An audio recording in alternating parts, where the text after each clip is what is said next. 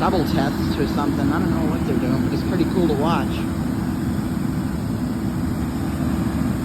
They're firing water like half the length of the lake or the pond.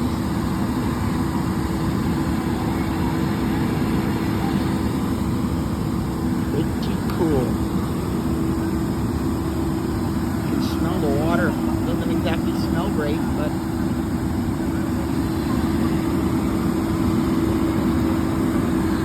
it's pretty cool.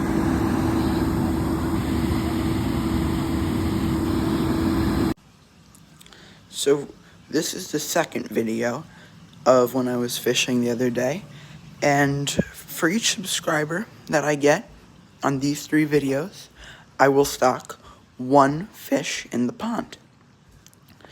That is all. Oh, and if you are previously subscribed, you can request a species in the comments